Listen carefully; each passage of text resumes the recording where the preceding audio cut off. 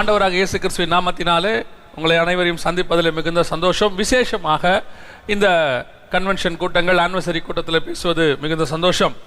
இன்றைக்கி நாம் இந்த கன்வென்ஷன் நாளில், இந்த 2ஆம் நாளில் நாம் மிக முக்கியமான ஒரு விஷயத்தை குறித்து பார்க்கலாம். ஆண்டவர் நம்மோடு கூட சில காரியங்களை பகிர்ந்து கொள்ளுகிற சில விஷயங்கள் இருக்குது. இந்த வேதத்தில் ஆண்டவர் நிறைய காரியங்கள் நமக்கு வச்சிருக்கிறாரு. அதில் நமக்குன்னு விசேஷமாக சில காரியங்கள் வச்சிருப்பார். அதனால தான் அவர் மகத்துவங்களை எழுதி கொடுத்துருக்கிறாருன்றிருக்கு. இன்றைக்கி அப்படி தான் நம்ம ஒரு காரியத்தை பார்க்க போகிறோம். நம்ம ஒரு வசனத்தை வாசித்து கர்த்தருடைய வார்த்தைக்கு நேராக கடந்து போகிறோம்.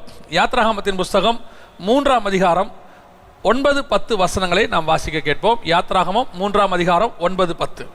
இப்பொழுதும் இஸ்ரவேல் புத்திரரின் கூக்குரல் என் சந்நிதியில் வந்து எட்டினது. எகிப்தியர் அவர்களை ஒடுக்குதலை கண்டேன். நீ இஸ்ரவேல் புத்திரராகிய என் ஜனத்தை எகிப்திலிருந்து அழைத்து வரும்படி உன்னை பார்வோன் இடத்துக்கு அனுப்புவேன், வா என்றார். சரி, கண்களை மூடுவோம். சர்வ வல்லமையுள்ள எங்கள் ஆண்டவரே, இந்த அருமையான நேரத்திற்காக உமக்கு ஸ்தோத்திரம்.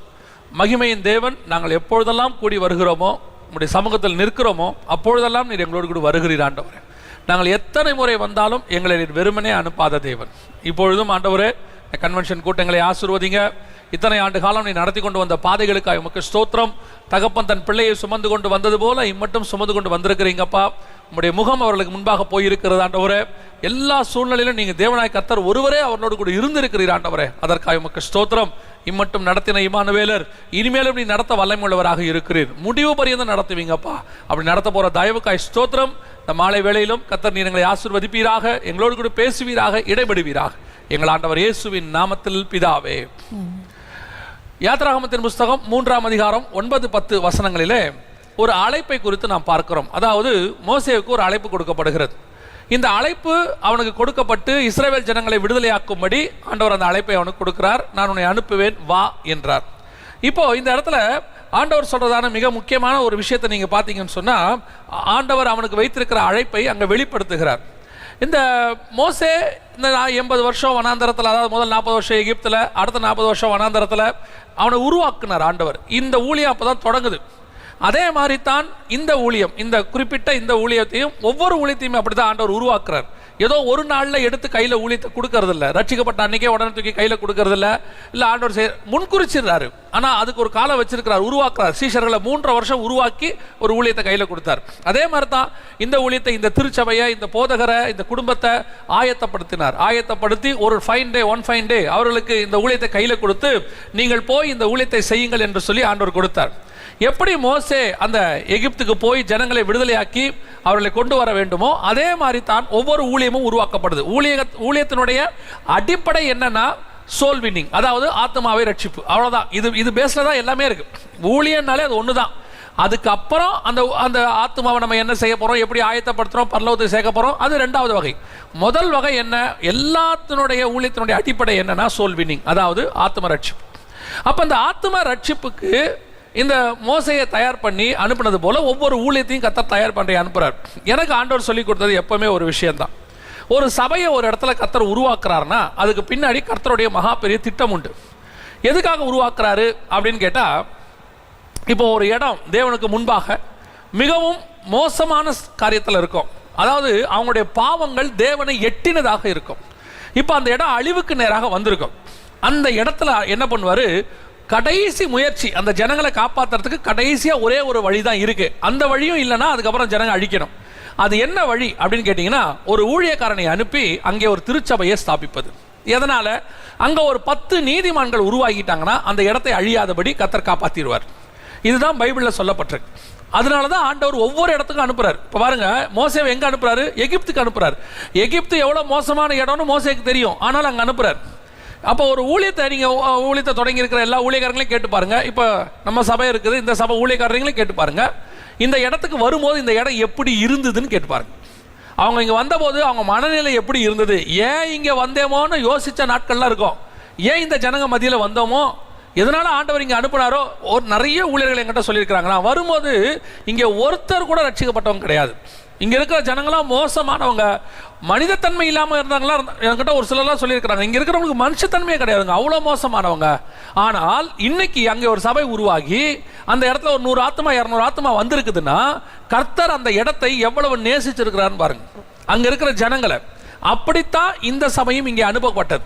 இவங்க பிறந்த இடம் வேறையா இருந்திருக்கும், இவங்க வளர்ந்த இடம் வேறையா இருந்திருக்கும். ஏன் ஆண்டவர் இங்க அவங்களை அனுப்பி இருக்கிறார்னா, இவங்க வரும்போது இந்த இடம் தேவனுக்கு முன்பாக கோபாக்கினையின் இடமாக இருந்திருக்கும். இங்க இருக்கிற ஜனங்கள் அவருக்கு முன்பாக மிகவும் கோபத்தின் காரியங்களை செய்கிறவர்களாக இருந்திருப்பாங்க. அதுக்கு தான் ஆண்டவர் அனுப்பி இருக்கிறார். அப்போ இந்த ஊழியத்துக்கு இங்கே வரும்போது இந்த ஊழியக்காரர் கூட தோணி இருக்கும். ஏன்னா ஒரு சிலர்லாம் நினைக்கிறாங்க, கொஞ்சம் நல்ல ஒரு இடத்துல ஊழியம் பண்ணா நல்லா இருக்குமே, இந்த மாதிரி இந்த இடத்துல ஏன் வந்தோம்? அந்த இடம் இன்னும் அழியாமல் இருப்பதற்கு அந்த திருச்சபை தான் காரணம். ஒரு சபை அந்த இடத்துல இருக்குன்னா அந்த இடத்தை அழியாமல் கர்த்தர் பாதுகாப்பார். ஆனால் இந்த ஊழியத்துக்கு அனுப்பும்போது கர்த்தர் வெறுமனே அனுப்புகிறது இல்லை. இப்போ மோசேயை அனுப்பும்போது கர்த்தர் வெறுமனே அனுப்பலை. அவனுக்கு ஆண்டவர் மிக முக்கியமான 4 காரியங்களை கொடுத்து அனுப்புகிறார். அதுதான் நான் இந்த வசனத்திலிருந்து நம்ம இன்னைக்கு பார்க்க போகிறோம். இந்த கன்வென்ஷனுக்காக இவங்க கூட்டத்தை ஏற்பாடு பண்ணின போது முதல் நாள் 2வது நாள் இந்த 2 நாள் கூட்டங்களையும் பார்த்தபோது நான் தைரியமாய் சொல்லுவேன், இந்த 2 நாள் வசனங்களும் கர்த்தர் இந்த திருச்சபைக்கு கொடுத்தது என்று சொல்லுவேன். ஒவ்வொரு திருச்சபையும் மீட்டிங் அட்டன் ஃபிக்ஸ் பண்ணும்போது எனக்கு ஒரு நாள் அந்த சபைக்காக அன்றைக்கி காலையில் ஜோம் பண்ணுவேன். மற்ற நாள் ஜோம் பண்ணுவேன்னு சொல்ல முடியாது. அந்த நாள் காலையில் அந்த சபைக்காக ஜோம் பண்ணி தேவ சமூகத்தில் உட்காந்து எனக்கு அந்த வசனம் கொடுங்கன்னு கேட்பேன். அப்போ அந்த சபைக்குரிய வசனத்தை ஆண்டவர் கொடுப்பார், அவங்களுக்கு தேவையானதை கொடுப்பார். அதே மாதிரி இந்த சபைக்கு தேவையான வசனத்தை நான் காலை வேளையில் கேட்டபோது ஆண்டவர் சொன்னதான ஒரு 4 காரியங்கள். இந்த மோசையை அனுப்பினதை போலத்தான் இவர்களை அனுப்பி இருக்கிறேன். மோசை எகிப்துக்கு போனது போல தான் இவங்களும் வந்திருக்கிறாங்க. அந்த ஜனங்களை மீட்டு கொண்டு வந்து பாலும் தேனும் ஓடுகிற தேசத்தில் சேர்க்கிற பொறுப்பு மோசே கையில் கொடுக்கப்பட்டது போல இவர்களுக்கும் அந்த பொறுப்பை தான் கொடுத்துருக்கிறேன். இப்போ இவங்க மோசே கூட இருந்த அந்த 4 விஷயங்கள், அதைத்தான் நாம் இன்னைக்கு பார்க்க போகிறோம். முதலாவதாக மோசே கூட என்ன காரியத்தை ஆண்டவர் வைத்திருந்தார். ஃபர்ஸ்ட் முதலாவது வாசிங்க, யாத்ராகமத்தின் புஸ்தகம் 3ஆம் அதிகாரம் 12வது வசனம் வாசிங்க. யாத்ராகமம் 3:12 வாசிங்க. அதற்கு அவர், நான் உன்னோடே இருப்பேன், நீ ஜனத்தை எகிப்திலிருந்து அழைத்து வந்த பின்பு.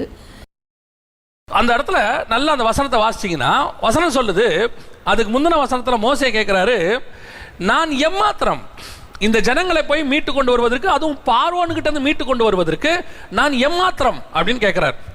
அதுக்கு தான் ஆண்டவர் ஒரு வார்த்தை சொல்றாரு, நான் உன்னோடு கூட இருப்பேன். ஃபர்ஸ்ட் ஆண்டவர் கொடுக்கிறதான மிக முக்கியமான பாதுகாப்பு என்ன அப்படின்னு கேட்டீங்கன்னா, நான் உன்னோடு கூட இருப்பேன். பல நேரங்களில் நம்ம ஊழியத்தை தொடங்கும் போது அந்த இடத்துக்கு நாம் வரும்போது அங்கே இருக்கிற மனுஷர்கள் நம்மளை பார்க்கிலும் பலவான்களாக இருப்பார்கள், நம்மளை பார்க்கிலும் மோசமானவர்களாக இருப்பாங்க. இன்னும் சொல்ல போனால் நம்மளை பார்க்க செல்வாக்கு மிகுந்தவர்களாக இருப்பார்கள். அவங்கள எதிர்த்து நம்மளால நிற்க முடியாது, அந்த இடத்துக்கு நம்ம போகவே முடியாது. அங்கே இருக்கிறவங்க பார்வோனாக இருப்பார்கள். சிலர்லாம் ஊழியத்துக்கு போய் 2 வாரம் 1 வாரத்தில் அந்த இடத்த விட்டு ஓடி போனவங்களாம் இருக்கிறாங்க. இந்த ஊரில் இருக்க முடியாதுங்க. நார்த் இந்தியாவில் போய் பாருங்க, பல கிராமங்களில் பல காடுகளில் மிஷனரிகள் ஊழியம் பண்ணும்போது நான் ஒரு சிலரோடு கூட இருந்து பார்த்துருக்கிறேன். சவுத் இந்தியாலையும் இருக்குது. இந்த மிஷனரிகளோட ஊழியங்களோடு இருக்கும்போது நான்லாம் 2 நாளைக்கு மேலே அங்கே என்னால் இருக்கவே முடியாது. ஒரு மிஷனரி என்னை கூட்டிகிட்டு ஒரிசாவுக்கு கூட்டிகிட்டு போனார். 35 கிலோமீட்டர் பைக்கில் போனார். 35 கிலோமீட்டர் பைக்கில் போனார். நான் உண்மையை சொல்கிறேன், ஒரு தடவை அவர் கூட போயிட்டு வந்தேன். எனக்கு அதுக்கப்புறம் அந்த பேக் பெயின், முதுகு வலி ஏறக்குறைய 10 நாள் எனக்கு இருந்துச்சு. ஆனால் அந்த மனுஷன் வாழ்நாளெல்லாம் அந்த ரோட்டில் தான் போயிட்டு வர்றாரு. அப்படி போயிட்டு இருக்கும்போது அவர் சொன்னார், அண்ணன் அங்கே பாருங்கண்ணே, இப்போ தான் யானை கிராஸ் ஆகிருக்கு, ஒரு 5 நிமிஷம் தான் ஆகிருக்கோன்னு. நான் கேட்டேன், எப்படி சொல்கிறீங்க? இந்த யானை லத்தி போட்டு போயிருக்குண்ணே, அது பார்த்தீங்கன்னா இப்போ தான் போயிருக்கு, நல்லா தெரியுதுண்ணே அப்படின்னு. அப்போ நான் கேட்டேன், இந்த யானையெல்லாம் வருமா? ஒரு நாள் வந்துச்சுண்ணே, யானை வந்துட்டு பார்த்துருச்சு, நான் ஓடி போய் ஒரு மரத்துக்கு பின்னாடி ஒட்டி நின்றுக்கிட்டேனே, அது ஒரு 5 நிமிஷம் சுற்றி பார்த்துட்டு போயிருச்சு. யோசித்து பாருங்க, அவர் ஒரு 2 நிமிஷம் கதையை அதை சொல்கிறாரு. யானை வந்துச்சு, பார்த்துச்சு, நான் ஒட்டி மரத்தோடு நின்றுக்கிட்டேன்னு. அந்த நிமிஷம் அந்த மனுஷனுடைய உயிர் எம்மாத்திரம் எப்படி இருந்திருக்கும்? அவருக்கும் மனைவி இருக்கு, அவருக்கும் பிள்ளைகள் இருக்கு. இந்த உலகம் நம்மை விட வலிமை வாய்ந்தது தான், எந்த மாற்று கருத்தும் இல்லை. இங்க இருக்கிற மனுஷர்கள் பார்வோன்கள் தான், இங்க இருக்கிறவர்கள் நேபுகாத்நேச்சார்கள் தான், இங்க இருக்கிறவர்கள் ஆகாபுகள் இருக்கிறார்கள், இங்கே மோசமான ராஜாக்கள் இருக்கிறார்கள். ஆனாலும் கூட கர்த்தர் கொடுக்கிற முதலாவது வாக்குத்தத்தம் என்ன தெரியுமா? நான் உன்னோடு கூட இருக்கிறேன். இந்த உலகத்தில் இருக்கிற எல்லாரை பார்க்கிலும் பெரியவராகிய நான் உன்னோடு கூட இருக்கிறேன். ஒவ்வொரு ஊழியத்தையும் கட்டி எழுப்பி 12 வருஷம் வந்திருக்குது அப்படின்னா, இந்த 12 வருஷமும் எந்த எம்எல்ஏவோ, எந்த எம்பியோ, எந்த கவுன்சிலரோ, எந்த பணக்காரனோ, எந்த விதமான காரியமும் கூட இருக்கவில்லை. உன் தேவனாகிய கர்த்தர் ஒருவரே உன்னோடு கூட இருந்தார். அது அவர் தான் கொண்டு வந்திருக்கிறார் இந்த ஊழியத்தை மட்டும். ஒவ்வொருத்தருடைய ஊழியமும் அப்படித்தான். உன்னை கொண்டு வந்தது யாரு? கர்த்தர். நாம இருக்கிற இடம், நமக்கு முன்னாடி இருக்கிறவங்க நம்மளை விட பெரியவர்கள்.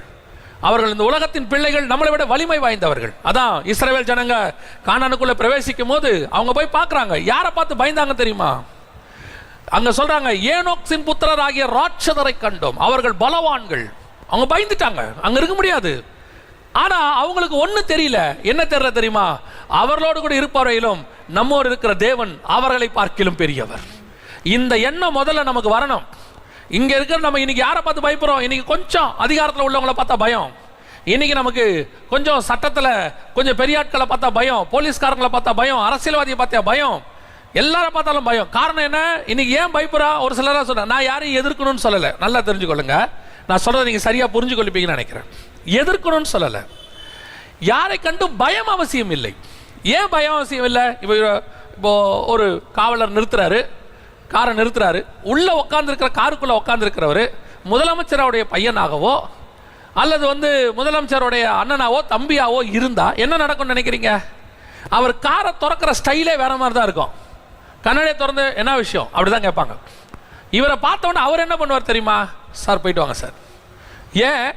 அவர்கிட்ட ஒன்றும் இல்லை, அவர் கூட இருக்கிறவர் பவர்ல இருக்கிறாரு. எந்த பவர்ல இருக்கிறாரு? இவரை பார்க்கிலும் பவர்ல இருக்கிறார்.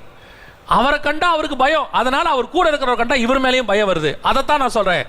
இந்த உலகத்தின் அரசாங்கங்கள், ராஜ்யங்கள், இங்க இருக்கிற மக்கள் எல்லாரும் வலிமை வாய்ந்தவர்கள்.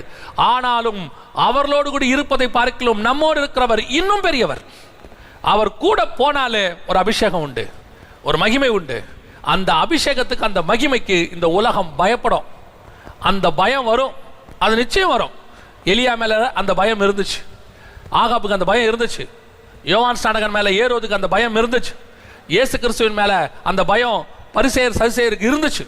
அப்போஸ்தலரை கண்டு அங்கிருந்தவர்கள் பயந்திருந்தார்கள் இருக்கு. அந்த பயம் இருக்கணும். அதுதான் நான் எப்பவும் சொல்லுவேன், கர்த்தருடைய மகிமை. காரணம், நம்ம ஒண்ணுமே இல்லைங்க, நம்ம கிட்ட ஒண்ணுமே இல்லை. நம்ம படிப்போ, நம்ம கிட்ட இருக்கிற எக்ஸ்பீரியன்ஸோ, நம்ம சுத்தி இருக்கிற இன்ஃப்ராஸ்ட்ரக்சரோ எதுவுமே கிடையாது. நம்ம கிட்ட இருக்கிறது ஒன்னே ஒண்ணு, உன் தேவனாகிய கர்த்தர் உன்னோடு கூட இருக்கிறார். இம்மட்டும் நடத்தி கொண்டு வந்தவர் இனிமேலும் உன்னை கூட இருப்பார். இந்த சபை இந்த அளவுக்கு உருவாயிருக்குது அப்படின்னு கேட்டா, நான் இந்த சபையினுடைய ஒரு 3 ஸ்டேஜை நான் பார்த்துருக்கிறேன். அந்த 3 ஸ்டேஜ்லையும் 2 ஸ்டேஜ்னு வச்சுக்கலாம். முதல்ல அவங்க ஒரு கூரையில் இருந்தாங்க, அதுக்கப்புறமா மாறி இங்கே வந்தாங்க. இந்த இடத்துல இப்படி ஒரு காரியத்தை செஞ்சு இப்போ ஒரு 12 வருஷமா மொத்தமாக ஊழியத்தில் இங்கே இருக்கிறாங்க. இப்போ இதனுடைய அடுத்த ஸ்டேஜுக்கு அவங்க போகிறாங்க. இப்போ இந்த 3 ஸ்டேஜாக இவங்களை நான் பார்க்குறேன். இவங்களை பார்க்கும்போது எனக்கு ஒன்று மட்டும் நல்லா தெரியுது, இவர்களோடு கூட எனக்கு தெரிஞ்சு என் அளவில் நான் சொல்றேன், இவர்களோடு கூட வேற எந்த மனுஷனுடைய காரியங்களும் இல்லை, இவர்களோடு கூட தேவன் இருக்கிறார். தேவன் இருந்ததுனால தான் இம்மட்டும் வந்திருக்குது. ஒவ்வொரு ஊழியமும் அப்படித்தான், ஒவ்வொரு ஊழியமும் அப்படித்தான். அநேக ஊழியர்களை பார்த்திருக்கிறேன், அவங்க தேவனையே நம்பி வாழ்க்கையை ஓட்டினாங்க. மோசே சொன்னது உண்மைதான், அதுல எந்த மாற்று கருத்தும் இல்லை. பார்வோனுக்கு முன்பாக நான் ஏமாத்திரம். ஏன்? பார்வோன் ராஜா, நான் ஆடு மேய்க்கிறவன். எனக்கு பார்வோனுடைய கலைகள் எல்லாம் தெரியும், அந்த ஊரை பத்தி தெரியும், நாட்டை பத்தி தெரியும். ஆனாலும் பார்வோனுக்கு முன்பாக நான் ஏமாத்துறவன், நான் ஒண்ணுமே இல்லை ஆண்டவரே. ஆண்டவர் சொல்றாரு, நீ ஒண்ணு இல்லப்பா, ஆனா பார்வோனிலும் பெரியவர் உன்னோடு கூட இருக்கிறார். அந்த தைரியம் தான் தாவீதுக்கு இருந்துச்சு. அந்த தைரியம் தாவீதுக்கு இருந்துச்சு. சவுல் எல்லாரை விட பெரியவன். சவுலை கண்டா எல்லாரும் பயப்படுவாங்க. சவுல் எல்லாரிலும் உயரமானவன். ஆனால் சவுலை விட உயரமானவன் ஒருத்தன் வந்தான் பாருங்க அந்த இடத்துல, கோலியாத்துன்னு. அவனை பார்த்து எல்லாரும் பயந்தாங்க. ஏன்? சவுலே பயந்தாரு. ஆனா தாவீதுக்கு மட்டும் பயம் இல்லை. நம்ம ஊர்ல சொன்னாங்க தெரியுமா, அசட்டு தைரியம் பாங்க. சிலர்லாம் சொல்லுவாங்க, அது அசட்டு தைரியங்க, சும்மாவே போய் நிக்கிது மாட்டுக்கு முன்னாடி, அது முட்டி தூக்கி போட்டாதான் தெரியும் அப்படிம்பாங்க. அசட்டு தைரியம் பாங்க. தாவீதுக்கு இருந்தது அசட்டு தைரியம் இல்லை, அசாத்திய தைரியம். என்ன தைரியம் தெரியுமா? அவன் சொல்றான், நீ நிந்திக்கிற இஸ்ரவேலின் தேவனாகிய கர்த்தருடைய நாமத்தில் நான் வருகிறேன். என் கூட தேவன் இருக்கிறாரா? அந்த தைரியம் வந்துட்டாலே எது மேலேயும் பயம் வராது. எதை குறித்து பயம்? பெருமை அல்லது அதை நான் சொல்ல வரல, ஒரு பயம் வராது. ஏன்? என் தேவனாகிய கர்த்தர் என்னோடு கூட இருக்கிறார். அதனால்தான் இந்த தேவன் அவர் கூட இருந்து எகிப்துல எல்லாத்தையும் செஞ்சதை பார்த்த மோசே சொல்றாரு, ஒரு இடத்துல ஆண்டவர் சொல்றாரு மோசையை பார்த்து, நீ போப்பா, நீ போ, நான் உங்க கூட வரமாட்டேன், இந்த ஜனங்க ரொம்ப வணங்கா கழுத்து உள்ள ஜனங்க, நான் வேற ஒரு தூதனை அனுப்புறேன். அவன் சொல்றான், நீர் வந்தால் ஒழிய நான் போக மாட்டேன். ஏன்?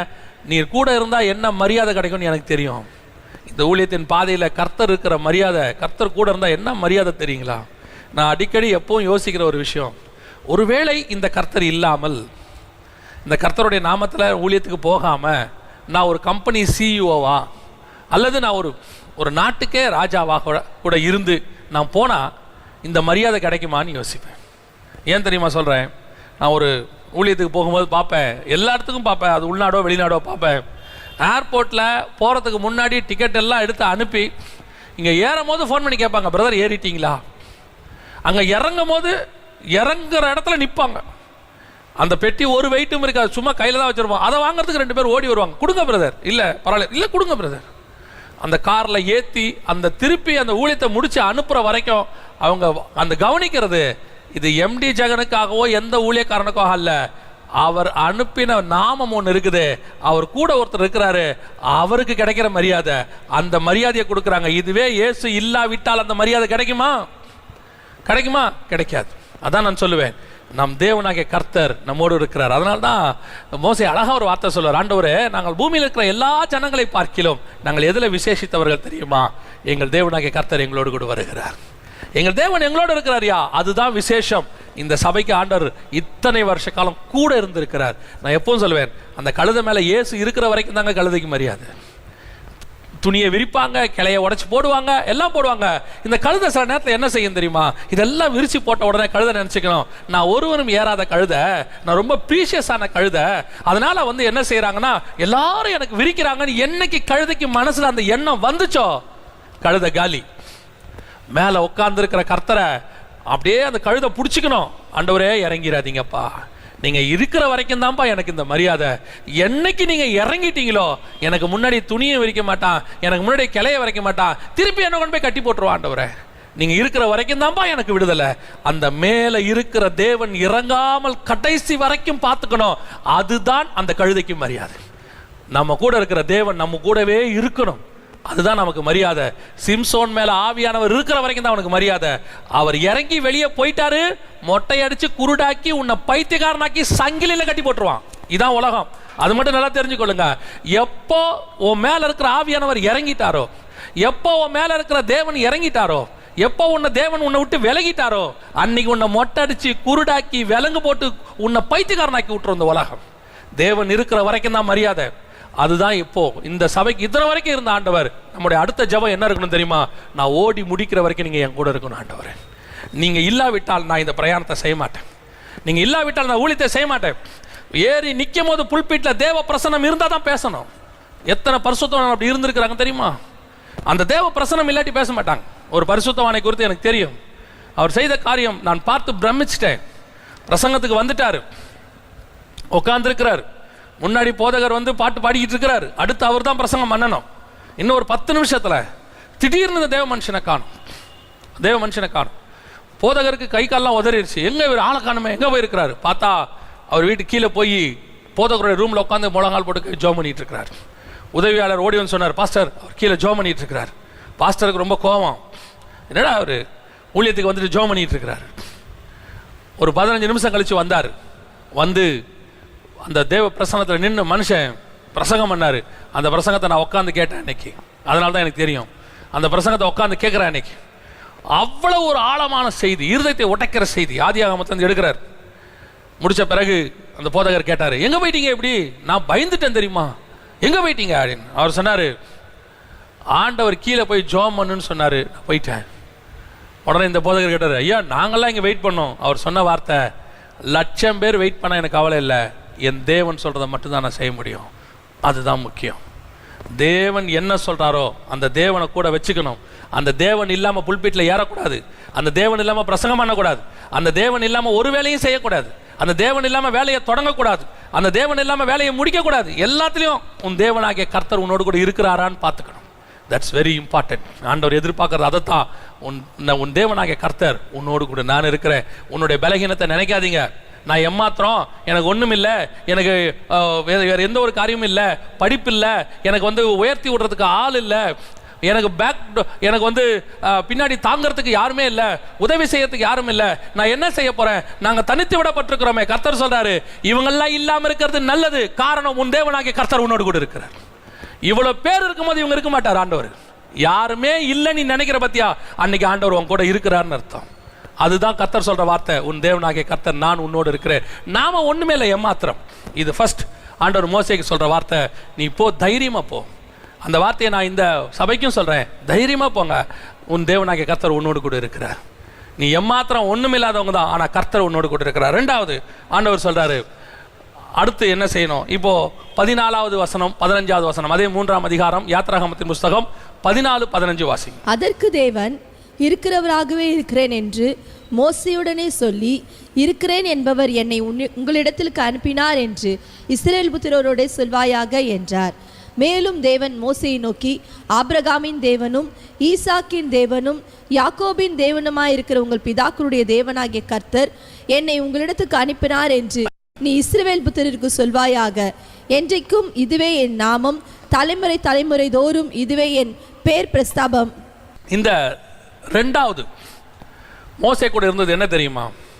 இப்போ மோசே கேட்குறார், ஆண்டவரே நீங்கள் கூட வரீங்க சரி, ஆனால் இப்போ ஜனங்க உன் கூட இருக்கிற அந்த தேவன் யாருன்னு கேட்பாங்களே. இப்போ அந்த தேவனை என்ன நான் சொல்கிறது? காரணம், 400 வருஷம் இந்த ஜனங்கள் அடிமைத்தனத்தில் இருந்துட்டாங்க. இந்த 400 வருஷம் இவங்களுக்கு இந்த இந்த நாமம் மறந்து போச்சு, இவங்க மறந்துட்டாங்க. இப்போ அவங்க என்ன கேட்பாங்க, யார் உன்னை அனுப்புனா? நீங்கள் என் கூட இருக்கிறத ப்ரூஃப் பண்ணிடுவீங்க, எனக்கு அது ப்ரூஃப். நான் ஜோம் பண்ணும் போதும் பைபிள் வாசிக்கும் போதும் நீங்கள் என் கூட இருக்கிறீங்கிறது எனக்கு ப்ரூஃப், அதில் எந்த மாற்று கருத்தும் இல்லை. நீங்கள் என் கூட இருந்தால் எனக்கு தைரியம் இருக்குது, எல்லாம் இருக்குது. ஆனால் நான் போகிற இடத்துல ஒன்று கேட்பாங்க. என்ன கேட்பாங்க தெரியுமா? உன்னை அனுப்பினது யார்? ஒரு நாமத்தை கேட்பாங்க. நான் என்னத்தை சொல்லுவேன், நான் என்ன சொல்லணும் அப்படின்னு சொல்லும்போது ஆண்டவர் சொல்கிறதான வார்த்தை, நீ போ, என் நாமத்தை நான் உனக்கு சொல்லுவேன். ஆனால் மோசேக்கு சொன்ன நாமம் என்ன தெரியுமா? ஒரு நாமத்தினுடைய சுபாவத்தை தான் சொல்கிறார். ஆபிரகாமின் தேவனும் ஈசாக்கின் தேவனும் யாக்கோபின் தேவனும் உடைய அந்த நாமத்தை உடையவர், இருக்கிறவராகவே இருக்கிறவர் உன்னை அனுப்பினார். ஆனால் உங்களுக்கும் எனக்கும் இந்த திருச்சபைக்கு ஆண்டவர் கொடுக்குற மிக முக்கியமான ஆசீர்வாதங்களில் ஒன்று என்ன தெரியுமா? 2000 வருஷமா, இன்னும் சொல்லப்போனார் 4000 வருஷமா ஆதாம்லேருந்து அத்தனை பேரும் இந்த கேள்வியை கேட்பாங்க, ஆண்டவரே உங்களுடைய நாமம் என்ன? அந்த சிம்சனுடைய அம்மா கேட்கும், உன் நாமம் என்ன? மோசே கேட்பாரு, உன் நாமம் என்ன? யாக்கோபு கேட்பாரு, உங்களுடைய நாமம் என்ன? அத்தனை பேருக்கும் அதை ஏன் கேட்பானேன்? அது அதிசயம், அது அதிசயம், அது அதிசயம் சொன்ன ஆண்டவர் 4000 வருஷம் கழிச்சு அந்த வல்லமையுள்ள மகத்துவம் உள்ள மேலே வானம் கீழே பூமி அத்தனை பேரும் நடுநடுங்கக்கூடிய மகத்துவம் உள்ள அந்த நாமமாகிய இயேசு என்கிற நாமத்தை உன் கையிலே கர்த்தர் கொடுத்திருக்கிறார். இன்னைக்கு நம்ம இயேசுங்கிற நாமத்துடைய பவர் தெரியாம இருக்கிறோம், ரொம்ப கேஷுவல் ஆயிட்டோம். இயேசு ஆண்டவராக இயேசு கிறிஸ்துன்னு சொல்லி சொல்லி சொல்லி அந்த இயேசுங்கிற நாமத்தினுடைய பவர் நமக்கு தெரியல. அதான் ஒரு பெரிய ஊழியக்காரர் சொல்லுவார், இஸ்ரவேல் ஜனங்க சீயோனுங்கிற வார்த்தையை யூஸ் பண்றதுக்கு ரொம்ப பயப்படுவாங்களாம், பரலோகங்கிற வார்த்தையை சொல்றதுக்கு ரொம்ப யூஸ் பண்ணுவாங்களாம், யெகோவாங்கிற வார்த்தையை சொல்றதுக்கு ரொம்ப யோசிப்பாங்களாம். காரணம் என்னன்னா, அது அவ்வளவு பரிசுத்தம் உள்ளது, அவ்வளவு மகத்துவம் உள்ளது. அதை என் வாயில எப்படி சொல்லுவேன், அந்த பரிசுத்தம் உள்ளதை என்னுடைய அசுத்தமான வாயில எப்படி சொல்லுவேன் அப்படின்னு சொல்லுவாங்க. அது சொல்லிட்டு அந்த ஊழியக்காரர் சொல்லுவாரு, அதை காட்டிலும் மேலான மகத்துவம் உள்ள நாமம் தான் இயேசு என்கிற நாமம். அந்த நாமத்தை தான் அவங்க கையில் கொடுத்து அனுப்புறாரு. நீ போ, கேட்டா சொல்லு, நான் ஆபிரகாமின் தேவன்னு சொல்லு. இப்போ புதிய ஏற்பாட்டில் ஆண்டவர் சீஷர்களை அனுப்பும் போது சொல்றாரு, இப்போ நீ என்ன சொல்லணும் தெரியுமா? இயேசுவின் நாமத்தினால வர்றேன்னு போய் சொல்லு. இந்த நாமத்தை நீ சொன்னினா வானத்தின் பொல்லாத சேனைகள் எல்லாம் நடுங்கும், பூமியில் உள்ளதெல்லாம் முடங்கும், காற்றும் கடலும் அடங்கும். அத்தனைக்கும் மேலான நாமம் நம் கையில் இருக்கு. இந்த நாமத்தை நம்ம யூஸ் பண்ணும்போது ஆண்டவர் கொடுக்குற பவர் என்ன தெரியுமா? நீ ஒரு ஜனங்க கிட்ட போறிய, அந்த ஜனங்க அத்தனை பேரும் உன்னை நம்புறதுக்கு இந்த ஒரு நாமம் போதும். இன்னைக்கு ஊழியத்தினுடைய வளர்ச்சி எதில் இருக்கு? நிறைய பேர் நினைக்கிறாங்க இந்த ஊழியத்தை நம்ம எப்படி வளர்க்கணும், என்ன செய்யணும் அப்படின்னு சொல்லிட்டு நூதனமாக யோசிச்சு அறிவுபூர்வமாக சில காரியங்கள்லாம் செஞ்சாங்க. என்ன செஞ்சாங்கன்னு கேட்டிங்கன்னு சொன்னால், ஒருத்தர் ஒரு போஸ்டர் போட்டார். நான் பார்த்ததை சொல்கிறேன், பெரிய போஸ்டர் போட்டார். அந்த போஸ்டரில் இயேசுங்கிற பேர் ஒரு இடத்துலையும் இல்லை, வசனம் ஒரு இடத்துலையும் இல்லை. அவருடைய ஃபோட்டோ இருந்துச்சு. அந்த நடக்கிற மீட்டிங்கோடைய அந்த தீம் பேர், இப்போ நம்ம அந்த வசன திருவிழா இந்த மாதிரி அங்கே ஒன்று இருந்துச்சு, எல்லாம் போட்டிருந்தாங்க. வசனமோ இயேசுவோ ஒரு இடத்துல கூட இல்லை. அப்போ அதோடைய உதவியாளரை கூப்பிட்டு நான் கேட்டேன், என்னப்பா இப்படி போஸ்டர்லாம் போட்டிருக்கிறீங்க பெருசா, ஒரு இடத்துல கூட வசனம் இல்லை இயேசுவும் இல்லையேன்னு கேட்டேன். அப்போ அவர் சொன்னார், அண்ணே இந்த இயேசுன்னு பேரை போட்டால் யாரும் வரமாட்டாங்கண்ணே மீட்டிங்க்கு, அது கிறிஸ்தவ மீட்டிங் நினச்சின்னு வரமாட்டாங்க, அதனால் இப்படி செக்குலியராக போட்டு ஜனங்களை வரவழைச்சு அங்கே நாம் என்ன செய்வோம், இயேசுவை சொல்லுவோன்னே, அப்போ அநேகர் ஏற்றுக்கொள்வார்கள்.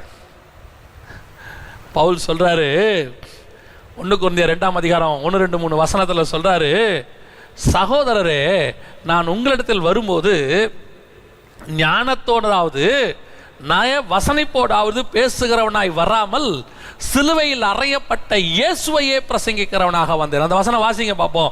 1 கொரிந்தியர் 2 அதிகாரம் 1, 2, 3 வசனங்கள் வாசிங்க பார்ப்போம். சகோதரரே, நான் உங்களிடத்தில் வந்தபோது தேவனை பற்றிய சாட்சியை சிறந்த வசனிப்போடாவது ஞானத்தோடாவது அறிவிக்கிறனாக வரவில்லை. இயேசு கிறிஸ்துவை சிலுவையில் அறையப்பட்ட அவரே அன்றி வேறொன்றையும் உங்களுக்குள்ளே அறியாதிருக்க தீர்மானித்திருக்கிறேன். அதாவது அப்படியே சிறந்த வசனிப்பு, ஏற்ற இறக்கம், அப்படியே ஞானம் எல்லாத்தையும் மிக்ஸ் பண்ணி அப்படி ஒரு ப்ரோக்ராம் கொடுத்தா அப்படியே ஜனங்க ரட்சிக்கப்படுவாங்கன்னு. ஒருவேளை ரட்சிக்கப்பட மாட்டான், ஒருவேளை ரட்சிக்கப்பட மாட்டான். ரட்சிப்பு இயேசு என்கிற நாமத்தில் மட்டும்தான் இருக்கு. அந்த நாமத்தில் தான் ரட்சிப்பு. நீ இயேசுன்னு மட்டும் சொல்லுங்களேன். என்னென்ன நடக்கும்னு நினைக்கிறீங்க? என்னென்ன நடக்கும்னு நினைக்கிறீங்க? அந்த நாமத்தில் தாங்க பவர் இருக்கு. அந்த நாமத்தில் இருக்கிற பவரை தெரியாம இருக்கிறாங்க. இந்த தேசத்திலேயே வியாதி வரட்டுமே, இயேசுவின் நாமத்தில் அந்த வியாதி நமக்கு வராது பாருங்க. அப்போ டோட்டல் உலகத்தின் வியாதியும் கண்ட்ரோல் பண்றது அந்த ஒரு நாமத்தில் இருக்கு. சீஷர்கள் போயிட்டு வந்து சொல்றாங்க, உம்முடைய நாமத்தினாலே பிசாசுகள் ஓடுது. இன்னும் பரிசுத்தாவின் அபிஷேகமே அவங்க பேர்ல பாருங்க. எப்போ சொல்றாங்க? அந்த 3 வருஷம் ஊழியத்திலேயே இயேசு அனுப்பி விடுறாரு. நடுவில் போயிட்டு வந்து சொல்றாங்க, ஆண்டவரே உங்களுடைய நாமத்தினால பிசாசுகள் ஓடுது, வியாதிகள் சுகமாகறாங்க. அப்ப இயேசு சொல்றாரு, கரெக்ட். அப்போ இந்த வசனத்தை படிக்கும் போது எனக்கு தோணுச்சு, ஃபர்ஸ்ட் ஒரு நாள் யோசிச்சிருந்தேன், இவங்க போய் எப்படி அற்புதம் எப்படி செஞ்சிருப்பாங்கன்னு. அந்த வசனம் படிக்கும் போது சொல்லுது, அவருடைய நாமத்தினால நீ பரிசுத்த ஆவியை பெறணும், கண்டிப்பா பெறணும். அதுக்கு முன்பாகவே உங்க கையிலையும் என் கையிலையும் ஒரு நாமம் கொடுக்கப்பட்டிருக்கு. இந்த நாமத்துக்கு அப்படி ஒரு பவர் இருக்கு. வானத்தையும் அசைக்கும், பூமியையும் அசைக்கும், காற்றையும் நிறுத்தும், கடலை அடக்கும், பிசாசை நடுநடுங்க பண்ணும். அத்தனைக்கும் மேலான நாமத்தை நம் கையிலே கர்த்தர் கொடுத்து வச்சிருக்கிறாரு. இந்த நாமத்தை நீங்க யூஸ் பண்ணும் போதுதான் உங்க மினிஸ்ட்ரி கர்த்தருக்கு முன்பாக மகத்துவமா இருக்கும். மினிஸ்ட்ரினா என்னங்க? மினிஸ்ட்ரினா என்ன? இயேசுவை பிரஸ்தாபப்படுத்துவதற்கு நாம வந்திருக்கிறோம். காஸ்பல்னா கோ அண்ட் ஸ்பெல், போய் சொல்லு. எதை சொல்லணும்? இயேசு உன் பாவத்துக்காக மரித்தார்னு சொல்லணும். யார் மரிச்சா? இயேசு மரிச்சார். 4000 வருஷமா பழைய ஏற்பாட்டு பரிசுத்தவான்களுக்கு மறைத்த அந்த நாமத்தை உனக்கும் எனக்கும் கர்த்தர் வெளிப்படுத்தி கொடுத்திருக்கிறார். அதை நம் கையிலே கொடுத்திருக்கிறார், நம் வாயிலே கொடுத்திருக்கிறார். நீ அதை யூஸ் பண்ணி பாருங்க. என்ன பவர், எப்படிப்பட்ட பவர் பாருங்க. இந்த மினிஸ்ட்ரி 12 வருஷம் நடந்திருக்குது. என்ன நீங்க எதனால நடந்திருக்கும்னு நினைக்கிறீங்க? பயங்கரமான ஆராதனை. ஓ, செய்தி வந்து அப்படி மெசேஜ் டெப்த் அப்படின்னு நினைக்கிறீங்களா? மெசேஜ் டெப்தா கொடுக்கிறது கர்த்தருடைய கிருபை, ஆராதனை பண்றது கர்த்தருடைய கிருபை, ஊழியம் நடக்கிறது கர்த்தருடைய கிருபை. இன்னைய வரைக்கும் இந்த இடத்துல நாம நிக்கிறோம். நம்மளை சுத்தி இவ்வளவு பிசாசின் கூட்டங்கள், எதிர்ப்புகள், இவ்வளவுக்கு நடுவில் நான் ஜீவனோடு கூட இருக்கிறேன்னா அந்த நாமம் இருக்கிறதுனால மட்டும்தான். அந்த நாமத்துக்கு பயந்து தான் இந்த வாசப்படிக்குள்ள எந்த ஒரு பிசாசின் கிரியும் வராம இருக்கு. இந்த சபைக்குள்ள ஒரு பிசாசு வந்துச்சுன்னா எதனால ஓடுது? ஒரு வியாதியஸ்த வந்தா சுகமாகறான், எதனால சுகமாகறான்? அதை தெரிஞ்சுக்கணும். அந்த நாமத்தை ஒரு நாளைக்கு 1,00,000 முறை உத்தரிச்சாலும் கூட பத்தாது. அப்படி ஒரு மேலான நாமம். ஆபிரகாம் கேட்கிறாரு அந்த நாமம், மோசே கேட்கிறாரு அந்த நாமத்தை கொஞ்சம் சொல்லுங்க, ஒரு தடவை சொல்லுங்கயா, உலகத்தையே மீட்கிற அந்த நாமத்தை கொடுங்கயா. அவர் சொல்றாரு, உங்ககிட்ட எல்லாம் கொடுக்க மாட்டேன், உங்ககிட்ட கொடுக்க மாட்டேன். அதுக்கு ஒரு காலம் வரும், அது அதிசயம், அதெல்லாம் கேட்காதப்பா. யாக்கோபு கேட்கிறாரு, உடைய நாமம் என்ன? அதை ஏன் கேட்பானேன், அது அதிசயம். அத்தனை பேருக்கிட்டையும் சொல்ல மாட்டேன் சொல்ல மாட்டேன் சொல்ல மாட்டேன் மறைச்சி ஊழியத்துக்கு புறப்படுற அன்னைக்கு நம்ம கையில கொடுத்து அமிச்சாரு, இந்த நாமத்தோட போ, உனக்கு முன்பாக ஒன்றும் நிற்காது, உனக்கு முன்பாக எதுவும் எழும்பாது. அப்படி எழும்பி வர்றதை கூட என் நாமத்தில் விரட்டு, என் நாமத்தில் துரத்து. அப்படிப்பட்ட ஒரு வல்லமை, அதுதான் இயேசுவின் நாமம். எங்கிட்ட இருக்கிற சொத்துலேயே பெஸ்ட் சொத்து எது தெரியுமா? அவருடைய நாமம். அந்த நாமம் உலகத்தை ஜெயிக்கிற ஜெயம். அந்த நாமம் இருந்தால் சகலத்தையும் நீங்க ஜெயிக்க முடியும். நான் சொல்லுவேன், இயேசுவின் நாமத்தில் நீங்க போகும்போது அடைக்கப்பட்ட வாசல்னு ஒன்று கிடையவே கிடையாதுங்க, எல்லாமே திறந்த வாசல் தான். இந்த ஊழியத்துக்கு கர்த்தருடைய கிருபையினால ஒரு 16 நாட்டுக்கு போகிறதுக்கு ஆண்டவர் வாய்ப்பு கொடுத்துருக்கிறார். இந்த 16 நாட்டு இமிகிரேஷன் ஒன்று இருக்கு. 16 நாட்டு இமிகிரேஷன், அதில் இது பண்ணி போகணும், தாண்டி போகணும். அதையும் தாண்டி ஒரு எம்பசி இருக்கு, அங்கே போய் நம்ம இன்டர்வியூ வைப்பாங்க. சிலதுக்கெல்லாம் இப்போ யூஎஸ்க்கு இதெல்லாம் வந்து முன்னாடியே வந்து என்ன செய்வாங்கன்னா யூஎஸ் எம்பசியில் இன்டர்வியூ வைப்பாங்க. இவ்வளோத்துக்கும் போகணும், இவ்வளோ இடத்துக்கும் போய் நின்று இன்டர்வியூ அட்டன் பண்ணியிருக்கிறோம். யூகே எம்பசி போயிருக்கிறோம், யூஎஸ் போயிருக்கிறோம், சுவிட்சர்லாந்து எம்பசிக்கு போயிருக்கிறோம். அங்கே உட்காந்து அந்த ஊருக்காரங்க தான் கேள்வி கேட்பாங்க. அவங்களுடைய நாலேஜோ அவங்களுக்கு இருக்கக்கூடியதான அந்த ஸ்லாங்கோ எதுவும் நமக்கு தெரியாது. அவங்க எதிர்பார்க்குற க்ரைட்டீரியாவும் நமக்கு கிடையாது. நம்ம மினிஸ்ட்ரிக்கு போகிறோம், போகும்போது என்ன பேசிஸில் போவேன் தெரியுமா? நான் என்ன சொல்கிறேன், என்ன பேசிஸில் நான் போவேன் தெரியுமா? ஆண்டவரே, உங்கள் ஊழியத்துக்காக போகிறதுக்கு நீங்கள் ஒரு வாய்ப்பு கொடுத்துருக்குறீங்க. அங்கே நிற்கிற ஆள் எப்படி பேசுவான் ஏது பேசுவான்னு எனக்கு தெரியாது. நான் உங்கள் நாமத்தில் போகிறேன், நீங்கள் என்னை அனுப்புனா நான் போகிறேன், இல்லைன்னா நான் போகலை. இது வரைக்கும் சொல்கிறேன், ஒரு எம்பசி கதவும் எனக்கு அடைக்கப்பட்டது கிடையாது. ஒரு இமிகிரேஷனிலும் நான் அடைக்கப்பட்டது கிடையாது. கேள்விகள் கேட்கப்படும், பதில் சொல்லப்படும். ஆனாலும் இதுவரைக்கும் ஒரு இடத்துல நான் அடைத்து நிறுத்தினது கிடையாது. காரணம், என் தேவனாகிய கர்த்தருடைய நாமம் என்னோடு கூட இருக்கிறது. அந்த முத்திர மோதிரம், அது அந்த ஸ்டாம்ப், அது நம்ம கையில் இருந்துச்சுன்னா போதுங்க. ஒரு விசா இருந்துச்சுன்னா, ப்ராப்பர் விசா இருந்தால் அது நாட்டுக்குள்ளே விடுவான். நம்மகிட்ட இருக்கிற ப்ராப்பர் விசாவே இயேசு என்கிற நாமம். இந்த நாமத்துக்கு அப்படி ஒரு பவர் உண்டு. அதனால தான் மோசே கிட்ட சொல்றாரு, நீ போ, அந்த நாமத்தோட போ. என்ன ஆண்டவரை எப்படி நம்புவாங்க? ஒன்ன நம்ப மாட்டாயா, அதான் உண்மை. மோசே, நீ இதுக்கு முன்னாடி அங்கே ஒரு கொலை பண்ணிட்டு ஓடி வந்திருக்கிற, ஆமா. உன்னை நம்ப மாட்டான், ஆமா. நான் ஆடு மேய்க்கிறவன், நான் போய் ஒரு 6 லட்சம் புருஷனையும் அவங்க மனைவி பிள்ளைகளையும் ஆடு மாடுகளையும் வாங்க, நான் உங்களை கானான் தேசத்துக்கு கூட்டு போறேன்னா எப்படி நம்புவான்? யோசிச்சு பாருங்க. சம்பந்தமே இல்லாத 40 வருஷம் கழிச்சு ஒருத்தன் வந்து திடீர்னு, ஆண்டவர் வாங்க எல்லாரும் கிளம்புங்க, ஆண்டவர் உங்களை பாலம் தேன் ஓடுற தேசத்துக்கு கூட்டு போக சொன்னாரு, வாங்க போகலாம் அப்படின்னு சொன்னா, இப்போ நம்ம போய் சொன்னால் யாராவது வருவாங்களா? நீங்கள் சொல்லுங்க பாப்போம், நம்ம சொன்னால் யாராவது வருவாங்களா? அவன் மோசே கேட்டது நியாயமான கேள்வி. எப்படி ஆண்டவரே, நான் ஒத்தாள் போய் 5.5 லட்சம் பேர், ஒரு பெரிய நாடு, அது இஸ்ரவேலுங்கிறது தனி நாடு, உள்ள அவங்களுக்குள்ள இருக்கிறாங்க ஒரு பெரிய இனம். அந்த மக்கள்கிட்ட போயிட்டு எல்லாம் புறப்படுங்க, எல்லாத்தையும் எடுத்துட்டு கிளம்புங்க, எங்க கானான் தேசத்துக்கு போறோம். ஓ, யாரியா நீ, எங்கந்தியா வந்த, நீ சொல்றத நான் எப்படியா நம்புறது? அப்படி கேட்டானா அவங்ககிட்ட சொல்லு, நான் ஆபிரகாமின் தேவன், நான் ஈசாக். இந்த வார்த்தை சொன்னா நம்பிடுவானா? நான் உங்களை யார் அனுப்புறது? ஆபிரகாம் தேவனும் ஈசாக்கின் தேவனும் யாக்கோபின் தேவன் என்பவர் என்னை உங்களிடத்துல அனுப்பினார். நம்புவானா? நீங்க சொல்லி பாருங்க. இப்போ நீங்க அப்படியே சொல்லி பாருங்க, நம்ப மாட்டான். ஆனா ஆண்டவர் சொல்றாரு, நீ போய் சொல்ல, அந்த நாமத்தை நீ உச்சரிக்கும் போது அந்த நாமத்திலிருந்து ஒரு வல்லமை புறப்படும். அங்க இருக்கிற 5.5 லட்சம் பேரையும் உன்னை நம்ப வைக்கும். அந்த நாமம் உன் கையில் இருந்தா உனக்கு முன்னாடி உட்காந்துருக்கிற அத்தனை பேரையும் உன்னை நம்ப வைக்கும். அந்த நாமத்துக்கு அப்படி ஒரு பவர் உண்டு. எப்படி உட்காந்து பில்லிகிரகா மீட்டிங்ல லட்சக்கணக்கில் ஜனங்க கேட்டாங்க? எப்படி பரிசுத்தவான்கள் மீட்டிங்ல உட்காந்து 10,000 பேர் பேசுறதை எப்படி கேட்க முடியும்? யோசிச்சு பாருங்க. நான் தான் யோசிச்சு பார்ப்பேன், நம்ம பேசுறத ஒருத்தன் எப்படி கேட்பாங்க உட்காந்து? நம்ம அவ்வளோ பெரிய ஆளா? இல்லைங்க. நாம வந்த நாமம் அப்படிப்பட்ட நாமம். அந்த நாமத்தை சொல்லும் போது 10,000 பேர் உட்காந்து கேட்பாங்க. அந்த நாமத்தை சொல்லும் போது 20,000 பேர் உட்காந்து கேட்பாங்க. நீங்க படிச்ச படிப்பு, நம்ம படிச்ச படிப்பு, நம்ம கிட்ட இருக்க ஞானம், அறிவு மொத்தத்தையும் ஊத்தி நீங்க பேசி பாருங்க, கேட்கவே மாட்டாங்க. ஆனா இயேசு நாமத்துல சொல்லி பாருங்க, கேட்பாங்க. மனுஷன் கேட்பான், பிசாசு கேட்கும், காற்று கேட்கும், கடல் கேட்கும், அத்தனையும் கேட்கும். காரணம், அந்த நாமத்துக்கு அப்படி ஒரு வல்லமை உண்டு. நீங்க இனிமேட்டு அந்த நாமத்தை யூஸ் பண்ணி பாருங்க. வியாதியா, பலகீனமா, அந்த நாமத்தை சொல்லி பாருங்க. நீங்க டாக்டர் கிட்ட போறது போகாது ரெண்டாவது விஷயம். நீங்க எப்போ போறீங்களோ போங்க. போறதுக்கு முன்னாடி ஒரு தடவை அந்த வியாதியை பார்த்து சொல்லி பாருங்க, இயேசுவின் நாமத்துல உங்ககிட்ட வருகிறேன், இந்த உடம்பை விட்டு வெளியே போன்னு சொல்லி பாருங்க. பிரச்சனை வரும்போது சொல்லி பாருங்க, இயேசுவின் நாமத்துல சொல்றேன்னு, போகும், நடக்கும். ஏன்னா அந்த நாமத்துக்கு அப்படி ஒரு பவர் உண்டு. ரெண்டாவது, மோசே கிட்ட என்ன கொடுத்து அனுப்புனார் தெரியுமா? முதலாவது, நான் வரேன். அடுத்தவன் கேட்பான், அவங்க கண்ணுக்கு நான் தெரிய மாட்டேன். ஆனா அவன் கேட்பான், என்னன்னு கேட்டா சொல்லு, என் நாமத்தை சொல்லு. மூன்றாவது, மோசே கிட்ட ஆண்டவர் கொடுத்த முக்கியமான காரியம் என்ன அப்படின்னு கேட்டா, யாத்ராகமத்தின் புஸ்தகம் 3ஆம் அதிகாரம் 20வது வசனத்தை வாசி. ஆகையால் நான் என் கையை நீட்டி எகிப்தின் நடுவிலே நான் செய்யும் சகலவித அற்புதங்களாலும் அதை வாதிப்பேன், அதற்கு பின் அவன் உங்களை போக விடுவான். இப்ப நாமத்தை யாருக்காக சொன்னாரு? தேவ ஜனங்களுக்கு. தேவ ஜனங்க நம்பணும். ஆனா பார்வன் நம்ப மாட்டான். பார்வன் என்ன செய்ய மாட்டான்? நம்ப மாட்டான். அவனுக்கு ஆபிரகாமின் தெரியாது, ஈசாக்கின் தெரியாது, யாக்கோபின் தெரியாது.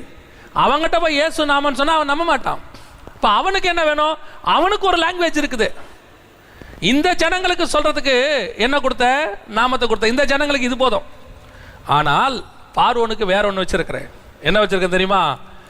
அற்புதங்களும் அடையாளங்களையும் கண்டு அவன் உங்களை போக விடுவான். மூணாவது கர்த்தர் நம்ம கையில் கொடுத்து வச்சிருக்கிற மிக முக்கியமான விஷயம் என்ன தெரியுமா? அற்புதங்களையும் அடையாளங்களையும் செய்கிற வல்லமையை கர்த்தர் நம்ம கையில் கொடுத்திருக்கிறார். ஒரு சபைக்கு இருக்க வேண்டிய மிக முக்கியமான மூணாவது குவாலிட்டி அற்புதமும் அடையாளம் செய்யணும். சபை செய்யணும். ஒரு சபை ஒரு இடத்துல இருந்தா அந்த சபைக்குள்ள அற்புத அடையாளம் நடக்கணும். இப்போ இயேசு கிறிஸ்துவ எப்படி இருந்தார் தெரியுமா? இயேசுடைய ஊழியத்தை ஒரே வசனத்தில் பைபிள் சொல்லும், ஒரு வசனத்தில் பைபிள் சொல்லும் இயேசு எப்படி ஊழியம் பண்ணார்னு. வாசிங்க, அப்போஸ்தலர் நடவடிக்கைகள் 10ஆம் அதிகாரம், அப்போஸ்தலர் நடவடிக்கைகள் 10ஆம் அதிகாரம் 38வது வசனத்தை வாசிங்க. அப்போஸ்தலர் நடவடிக்கைகள் 10ஆம் அதிகாரம் 38வது வசனத்தை வாசிங்க. நசரேயனாகிய இயேசுவை தேவன் பரிசுத்த ஆவியினாலும் வல்லமையினாலும் அபிஷேகம் பண்ணினார். தேவன் அவருடனே கூட இருந்தபடியினாலே அவர் நன்மை செய்கிறவராயும் பிசாசின் வல்லமையில் அகப்பட்ட யாவரையும் குணமாக்குறவராயும் சுற்றி திரிந்தார். அவர் மினிஸ்ட்ரி டோட்டலா அந்த ஒரு வசனத்துல முடிஞ்சிருப்பாரு. தேவன் கூட இருந்தார், அதான் இங்க சொல்றாரு, கூட இருந்தார். நசரேயனாகிய இயேசு நாமம் அங்க இருக்கு. மூணாவது அவர் என்ன பண்ணார் தெரியுமா? வசனம் தெளிவா சொல்லுது, நன்மை செய்கிறவராயும் பிசாசினால் அகப்பட்ட யாவரையும் குணமாக்குகிறவராயும். That's very important. இயேசுக்கே அற்புத அடையாளம் தேவைப்பட்டுச்சு. ஒரு மனுஷனுக்கு வசனம் ரொம்ப முக்கியம், நம்ம அதை பற்றி அடுத்து பார்க்க போகிறோம். ஆனால் அந்த வசனம் எதனால் உறுதிப்படும் தெரியுமா? வசனம் சொல்லுது, அற்புதங்களினாலும் அடையாளங்களினாலும் தம்முடைய வசனத்தை உறுதிப்படுத்தினார். நான் சபை வைக்கிற அல்லது சபை ஆரம்பிக்கிற தம்பிகள் நிறைய பேர் வந்து கேட்பாங்க, ஆனால் சர்ச்சை ஆரம்பிக்கிறோம், நீங்கள் வந்து ஜெபம் பண்ணணும். அப்போ நான் அந்த சபைக்கு ஜெபம் பண்ணும் போதெல்லாம் எல்லா சபைக்கும் நான் ஜெபம் பண்ணுற ஒரு விஷயம், ஆண்டவரே இங்கே ஒரு பெரிய அற்புதம் நடக்கணும், ஆண்டவரே ஒரு பெரிய அடையாளம் நடக்கணும் ஆண்டவரே. ஏன் தெரியுமா? அந்த அற்புதத்துக்கும் அடையாளத்துக்கும் தேவ ஜனங்களுக்கு முக்கியம் இல்லை. எனக்கு கூட தேவ ஜனங்க விசுவாசிக்கிறவங்க, அவங்களுக்கு அவங்களே அற்புதங்களை செய்ய முடியும். விசுவாசிக்கிறவரால் நடக்கிற அடையாளங்கள் ஆவன. இப்போ விசுவாசிக்கு தேவையானதை என்ன பண்ணினோம்? விசுவாசியை ஜெபம் பண்ணி பெற்றுக்கொள்ளலாம், அதுக்கு ஒரு ஆள் தேவையில்லை. ஆனால் யாருக்கு தேவை இந்த அற்புத அடையாளம் தெரியுமா? பார்வோனுக்கு தேவை, தேவனை அறியாதவங்களுக்கு தேவை. தேவனை அறியாத ஜனங்கள் மத்தியில் ஒரு அடையாளம் நடந்துச்சுன்னு வச்சுக்கோங்க, ஒரே ஒரு சமாரிய ஸ்திரீ ஒரு கிராமத்தை கூட்டிட்டு வந்துடுவா. ஒரு அற்புதம் நடக்கணும், ஒரு அடையாளம் நடக்கணும், நாம போய் காஸ்பலே சொல்ல வேணாங்க, நாம இங்க நடக்கிற அற்புத அடையாளத்துக்கு திரளான ஜனங்கள் ஓடி வருவார்கள். இயேசு கிறிஸ்துவ பாருங்க, 4ஆம் அதிகாரம் மத்தேயுல ஒரு பிரசங்கம் பண்ணி முடிக்கிறார். அந்த கடைசி 2 வசனம் வாசிங்க பார்ப்போம்.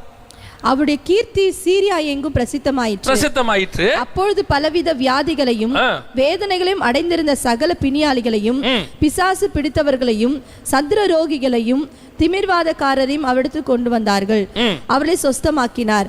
கலிலேயாவிலும் இப்ப பாருங்களேன், சொஸ்தமாக்கிட்டாரா? அற்புதம் நடந்துச்சா? அடுத்து கலிலேயாவிலும் தெக்கோபோலிலும், இரண்டாவது தெக்கோபோலிலும், எருசலேமிலும், மூணாவது எருசலேமிலும், யூதேயாவிலும், நாலாவது யூதேயாவிலும், யோர்தானுக்கு அப்புறத்தில் இருந்து, ஐந்தாவது யோர்தானுக்கு அப்புறத்திலும் இருந்து ஜனங்கள் வந்து அவருக்கு பின் சென்றார்கள். இதுதான் அடையாளத்துடைய பவர், அற்புத அடையாளத்தினுடைய பவர் இதுதான். நீங்க உட்கார்ந்து எருசலேமில் செஞ்சு பாருங்க. இயேசு கிறிஸ்து கலிலேயாவில் செய்யறாரு. நீ கலிலேயாவில் இந்த அற்புதம் நடக்கட்டும், இந்த அற்புதத்தை நடந்த அந்த கீர்த்தி 6 நாட்டுக்கு போகும்.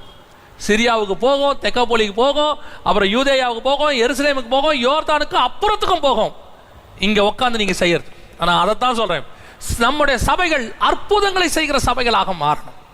இந்த கொரோனா வைரஸ் வந்துச்சே, நம்ம சபையில் ஒரு அற்புதம் நடந்திருந்தா, அதாவது ஒவ்வொரு மெடிசன்காரங்களும் சொல்றாங்க, சித்தாக்காரங்க சொல்றாங்க சித்தால கியூர் பண்ண முடியுது, ப்ரூஃப் பண்ண முடியல, இப்போ ப்ரூஃப் பண்ணிட்டாங்க.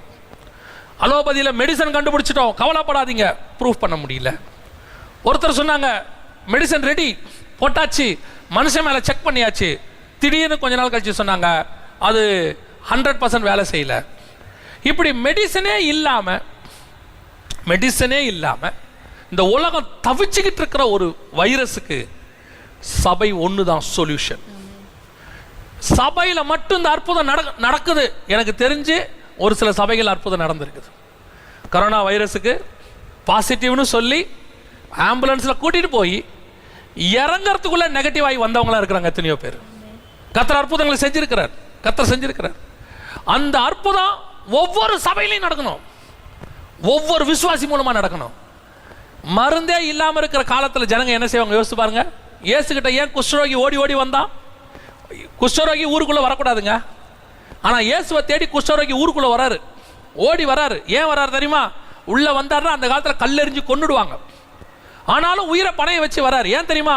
ஐயா இந்த குஷ்டத்துக்கு மருந்து இல்லையா, இன்னைக்கு நான் ஊருக்கு வெளியே பொண்டாட்டி பிள்ளைகளை பார்க்காம குடும்பத்தோட பார்க்காம நான் செத்து மடிஞ்சு போகணும் ஐயா.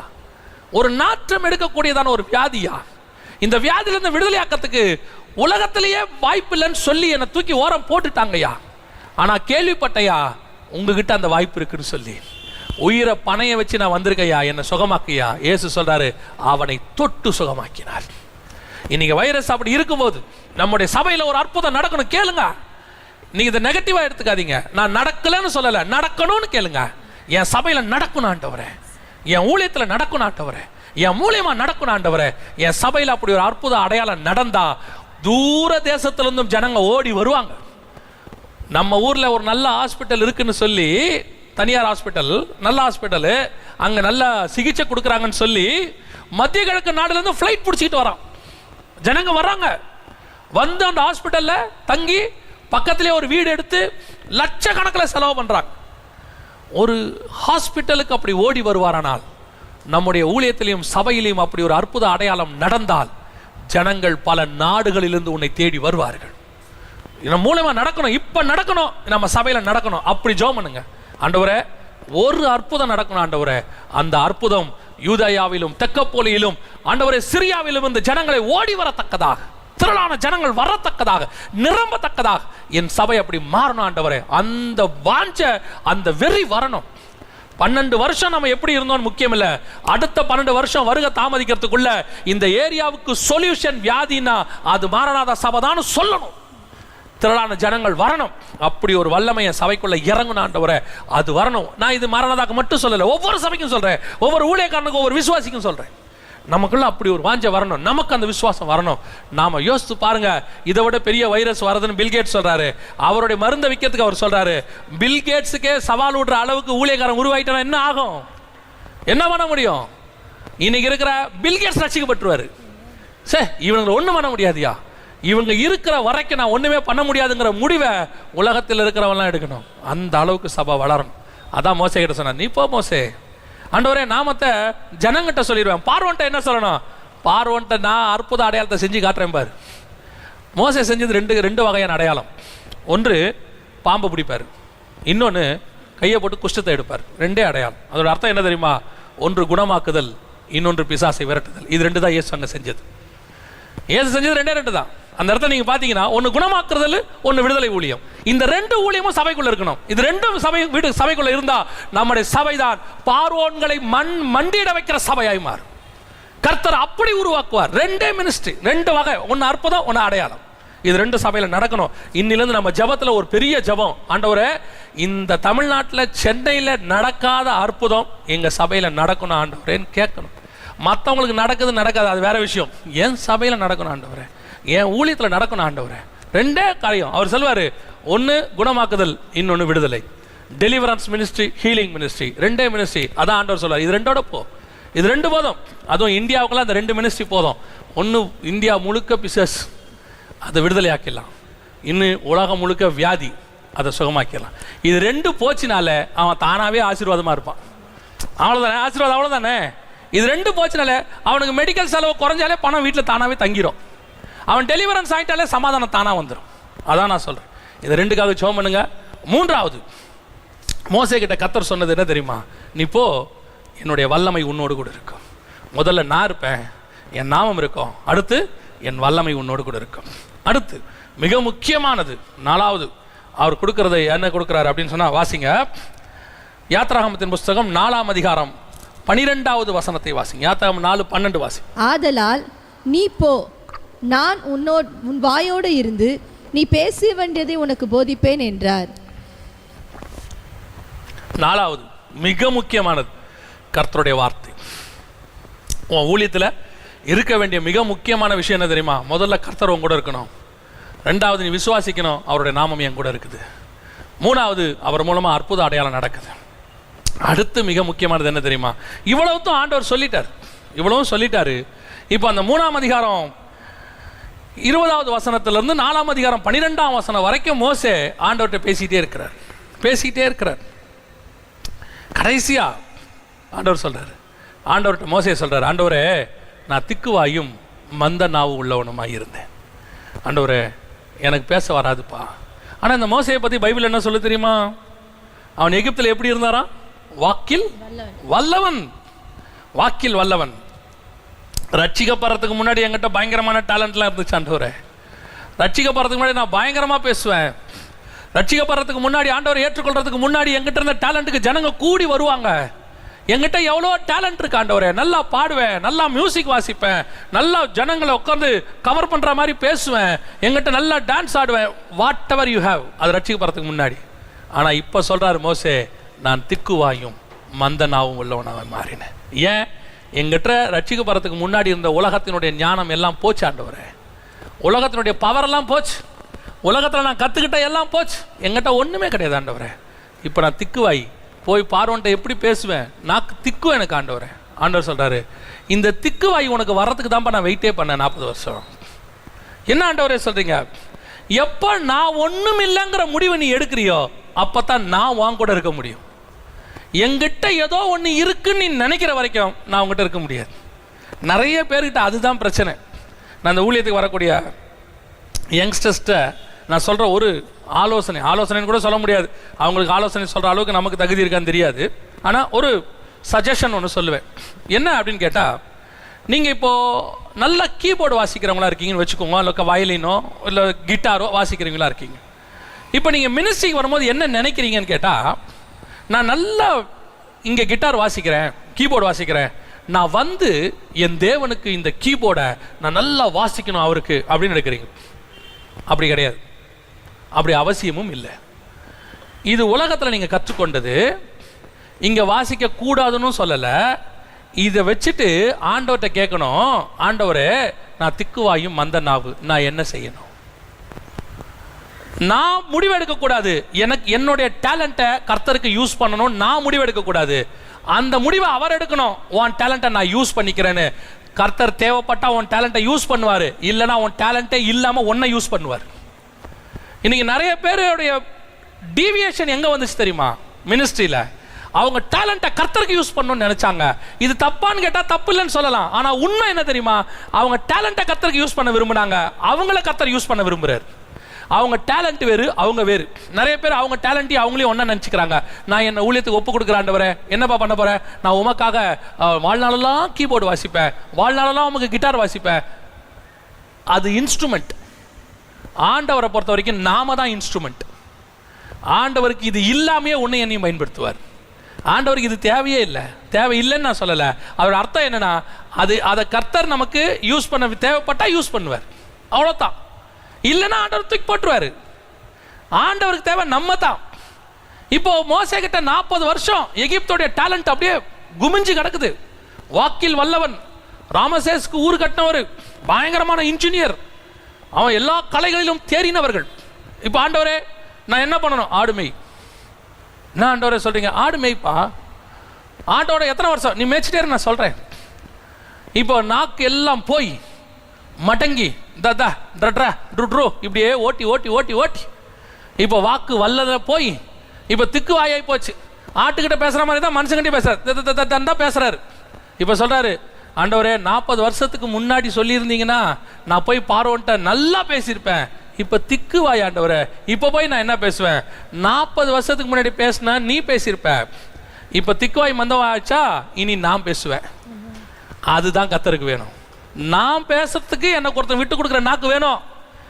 உன் டேலண்ட்டை கொஞ்சம் அப்படி ஓரம் வச்சிரு, உங்ககிட்ட இருக்கிற பவரெல்லாம் கொஞ்சம் ஓரம் அப்படி வச்சிருங்க. வச்சுட்டு ஆண்டவர்கிட்ட கேளுங்க, நான் என்ன பண்ண ஆண்டவரே.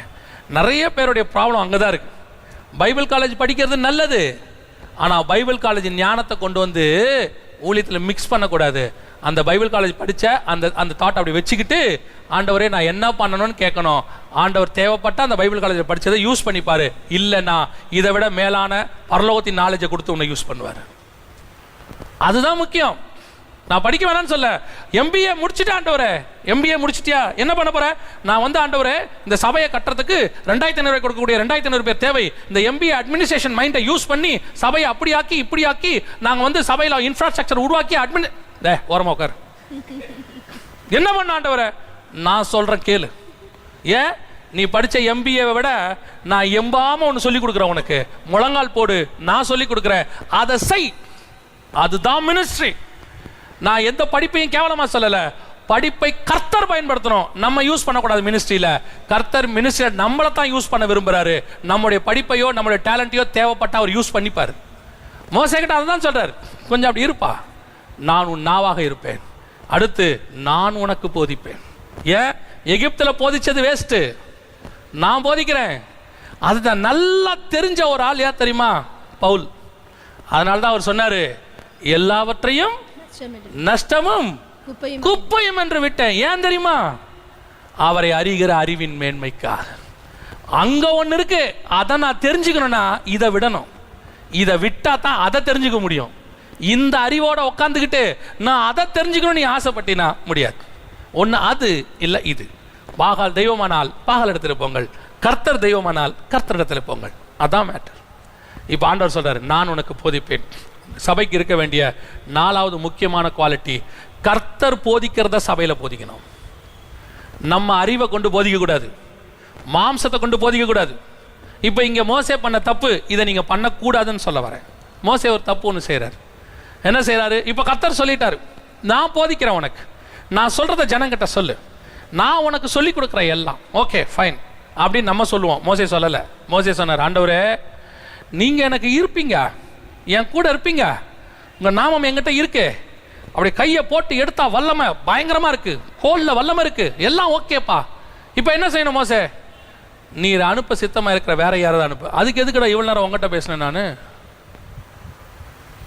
ஏன்?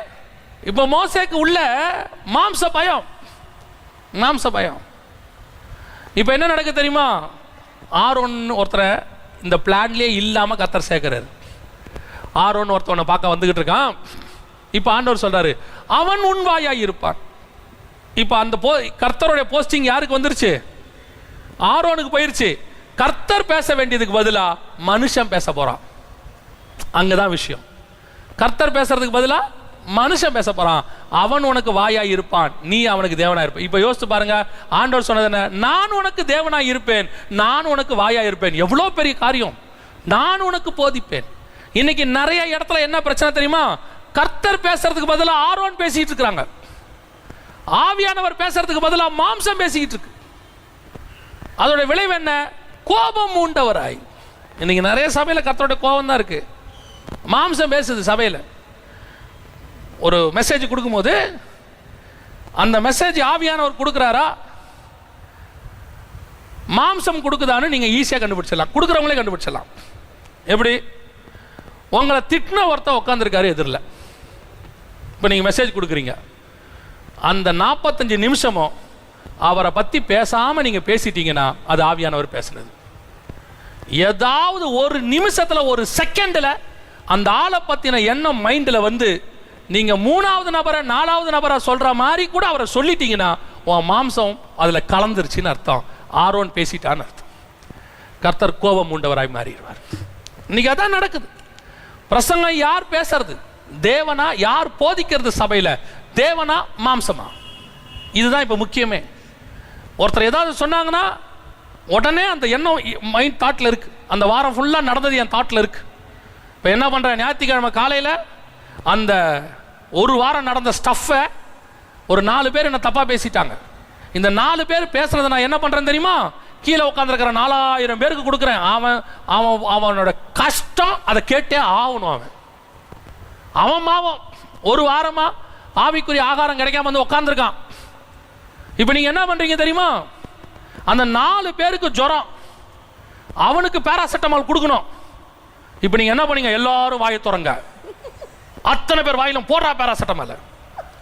ஏன்? ஆவியானவர் பேராசிட்டமால். அது 4 பேர் தான் கொடுக்க சொன்னாரு. 4 பேரை தனியாக கூப்பிடுங்க. உங்களை பற்றி இப்படி எனக்கு ஒரு குறை இருக்கு, மனசில் இருக்கு, பேசி முடிங்க. பிரசங்க பீடத்தை உங்கள் மாம்சத்துக்கு பயன்படுத்தாதிருங்கள். ஆரோன் பிரசங்க பீடத்திலிருந்து பேசக்கூடாது. பிரசங்க பீடத்திலிருந்து தேவன் தான் பேசணும்.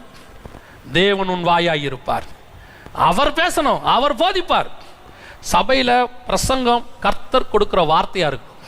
கான்ஃபிடென்ட் உங்களுக்கு இருக்கணும். முதல்ல இது எனக்கு கர்த்தர் கொடுத்தாரு, இன்னைக்கு கர்த்தர் பேச சொன்னாரு, அந்த கான்ஃபிடென்ட் உங்களுக்கு வந்துருச்சுன்னா ஓகே ஃபைன். அன்னைக்கு மெசேஜ், அன்னைக்கு செய்தி அந்த சபையை அசைக்கும், தொடும். அங்க கொடுக்குறவங்க சாட்சி கொடுப்பாங்க, கர்த்தர் என்னோடு கூட பேசினார், இது கர்த்தர் எனக்கு கொடுத்த வார்த்தைன்னு சொல்லுவாங்க. அப்படி எதுவுமே சொல்லாம ஒரு அசைவே இல்லாம நடக்குதுன்னா, சில நேரங்கள்ல சில சபைகள்ல என்ன வார்த்தை கொடுத்தாலும் அசைவு இருக்காது, அது வேற. ஆனால் இது பெரும்பான்மை அப்படி கிடையாது. இயேசு பிரசங்கம் பண்ணி முடிக்கும் போதெல்லாம் பாருங்க, ஜனங்க ஆச்சரியப்பட்டார்கள். அதிகாரமுடையவராய் பேசி ஜனங்கள் வந்து சொன்னாங்க, இதுவரைக்கும் நாங்கள் இப்படி பேசி கேட்டதில்லைன்னு சொன்னாங்க. ஜனங்க ஒரு சாட்சி கொடுத்துக்கிட்டே இருப்பாங்க, இல்லைன்னா பரலோகம் சாட்சி கொடுத்துக்கிட்டே இருக்கும். அந்த இடத்துல உன் பிரசங்கத்தில் ஒன்று மட்டும் மைண்டில் நல்லா வச்சுக்கொள்ளுங்க. ஊழியர்களுக்கு நான் சொல்கிறது, இளம் ஊழியருக்கு இது மட்டும் வர, ஏன்னா இதுக்கு மேலே உள்ளவங்களுக்கு நான் சொல்ல முடியாது, அவங்களும் நம்ம அங்கே போக வேண்டாம். நம்ம இளம் ஊழியர்கள் வர்றவங்களுக்கு நான் சொல்கிறேன், நீங்கள் தேவ சமூகத்திலேருந்து ஆண்டவர்கிட்டருந்து வார்த்தை வாங்குங்க. நீங்கள் அந்த உங்கள் வாழ்க்கையில் நடந்த யாரோ ஒருத்தர் எதிராக பேசிட்டாங்களோ, அது ஏதோ ஒரு அசம்பாவிதம் நடந்துருச்சோ, அதை உங்கள் பிரசங்கத்தை யூஸ் பண்ணி யாருக்கும் சொல்லாதீங்க, அதை ஜனங்களுக்கு கொண்டு போகாதீங்க. அது அவனுக்கு தேவையில்லை. அது உன் வாழ்க்கையில் நடந்த ஒரு சம்பவம், அது எதுக்கு அவனுக்கு? உனக்கு விரோதியே வந்து உக்காந்தாலும் அந்த விரோதியை சாடமாடியா மாம்சத்தில் பேசுனீங்கன்னா உன்னுடைய பலிபீடத்தை நீ அசுசப்படுத்திட்டீங்கன்னு அர்த்தம். உங்களுடைய பலிபீடத்தில் மாம்சத்தை கொண்டு வந்துட்டீங்கன்னு அர்த்தம். பேசுகிறவங்க பேசட்டும், அவங்க வந்துடட்டும். அப்படி அவங்ககிட்ட ஒப்புரவாகணும்னா தனியாக கூப்பிட்டு ஒப்புரவாக முடியலன்னா விடுங்க. ஆனால் உட்காந்துருக்கிற மிச்சம் பேரை மாம்சத்தை விதைக்காதீங்க. ஆண்டவர் என்ன நினைப்பார் தெரியுமா? நீ உன் மாம்சத்தை விதைக்கிறதுனால அவங்க இருதயத்தை திறக்க மாட்டார். ஏன்னா அது கர்த்தருடைய ஆத்மா உள்ள இருக்கு, அவர் ஜீவ ஆத்மா ஊதி இருக்கிறார். அது உள்ள என்ன ஆகாரம் கொடுக்கணும்னு அவருக்கு தெரியும். இங்கிருந்து மாம்சத்தை பேசும்போது அந்த ஆகாரம் உள்ள போகாம பார்த்துப்பார். ஏன்? ஐயோ இது இவங்களுக்கு வேண்டியது, இவன் மாம்சத்தில் பேசுறான், இதை பேசினா ஏன் இவங்கெல்லாம் கெட்டு போயிடுவாங்க. எத்தனை சபையில் விசுவாசி சொல் தெரியுமா? நான் பார்த்ததை உங்களுக்கு சொல்றேன். நிறைய சபையில் விசுவாசி பிரசங்கம் பண்ணி முடிச்சோன்னு சொல்லும், இன்னைக்கு யாரையோ பெரும்போடு போட்டார், எவனை போட்டார்னு தெரியல. அப்போனா அவன் மைண்டில் என்ன ஏறல? ஆவியானவர் பேசினார்னு ஏறல. ஒரு பெரிய பிரசங்கியார், நல்லா பேசுவார், நல்ல பிரசங்கியார், நல்ல செய்தி கொடுப்பார். அவரோட கூட்டத்துக்கு ஒருத்தர் போயிட்டு வந்தார். நான் ரொம்ப வாஞ்சியாக கேட்டேன், அண்ணன் என்ன பேசினாங்க இன்னைக்கு போட்டு தாளிச்சு எடுத்துட்டாருங்க எல்லாரையும். 4-5 ஊழியக்காரங்க பேரை சொல்லி அவரை போட்டு இவரை போட்டு. நான் கேட்டேன், என்ன வசனம் பேசினாரு? வசனத்தை விடுங்க, என்ன போல்ட்டா அடிச்சார் தெரியுமா? வசனம் மைண்டில் போல பார்த்தீங்களா? உன் மாம்சத்தை அவனுக்குள்ளே கலந்துட்ட, நீ உன் மாம்சத்தை அவனுக்குள்ளே கலந்துட்ட. இப்போ அவன் எதுக்கு வந்து உட்கார்றான் பிரசங்கத்தில்? இன்னைக்கு யாரை திட்ட போறாரு, யாரை போட போறாரு, அண்ணன் யாரை இன்னைக்கு விட்ட போறாரு, யாரை குத்த போறாருன்னு வந்து உட்காந்துருக்கான். அப்படி நீங்கள் அன்றைக்கி எதுவும் பேசாமல் ஆவியில் பேசினா இவன் மாம்சத்தை வந்து என்ன தெரியுமா சொல்கிறான்? அண்ணன் பிரசங்கம் இன்னைக்கு எடுபடவே இல்லை, இன்னைக்கு ரொம்ப சாஃப்டாக பேசிட்டாரு. உன்னுடைய மாம்சம் கலக்காத பிரசங்கத்தை கர்த்தர் விரும்புகிறார். அதனால தான் ஆண்டவர் சொல்கிறாரு, நான் உன் வாயாய் இருப்பேன், நான் உனக்கு போதிப்பேன், நான் நீ நடக்க வேண்டிய வழியை உனக்கு காண்பித்து நான் உனக்கு போதிப்பேன்.